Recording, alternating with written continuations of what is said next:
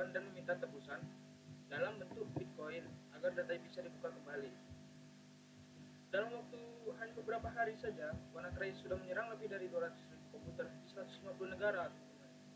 Nah, yang parahnya lagi tuh serangan ini menyerang rumah sakit, perusahaan besar, bahkan instansi pemerintah.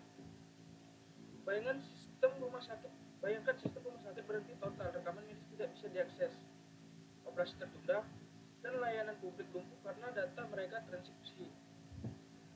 Ketika korban menyalakan komputer, muncul layar merah yang menampilkan pesan bahwa data yang sudah dikunci dan harus membayar untuk mendapatkannya kembali. Nah, penyebab awalnya itu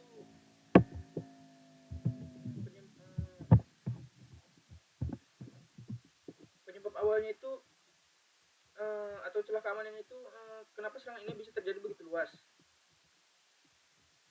Yang pertama, karena banyak sistem operasi tidak diupdate, teman-teman.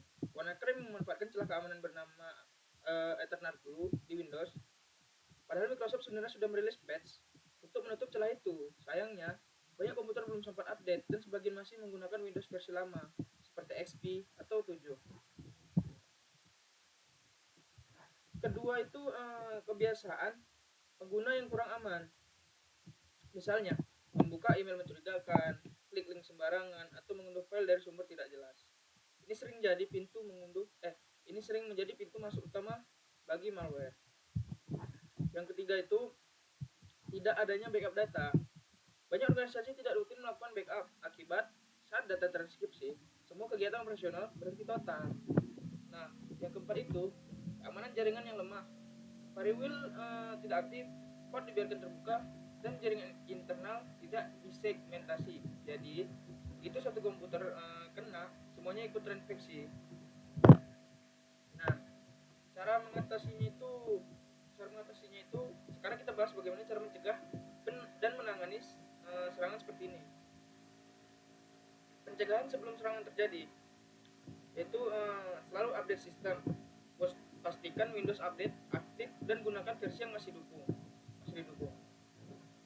Nah, gunakan antivirus atau endpoint security. Antivirus yang baik punya real time protection untuk mendeteksi ransomware baru. Edukasi pengguna, ini penting banget teman-teman.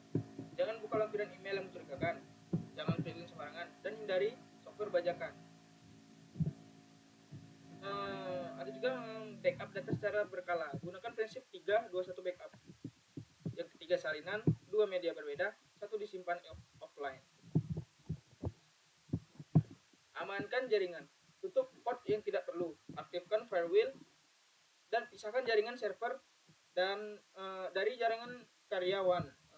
Gunakan autentikasi yang kuat, gunakan password kompleks, aktifkan multi-factor authentication atau MFA, dan batasi hak akses sesuai kebutuhan.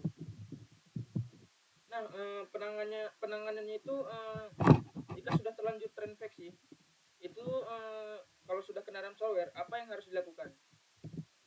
Nah, di sini putuskan jaringan segera agar malware tidak menyebar ke komputer lain, teman-teman. Dan jangan bayar tebusan. Jangan bayar tebusan itu karena tidak ada jaminan data akan kembali, malah mendanai pelaku kejahatan. Ada juga gunakan backup untuk restore. Format ulang sistem dan pulihkan dari backup versi. Ada juga gunakan alat deskripsi jika tersedia ya.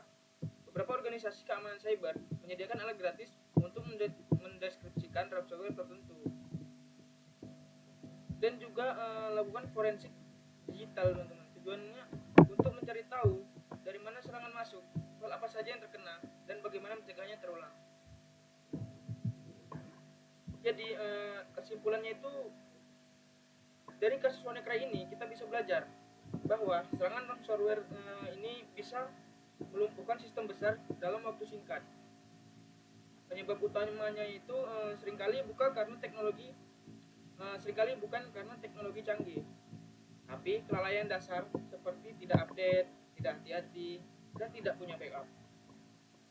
Dengan pencegahan yang tepat, edukasi pengguna, dan rencana pemulihan yang baik, kita bisa mengurangi resiko serangan seperti ini, teman-teman.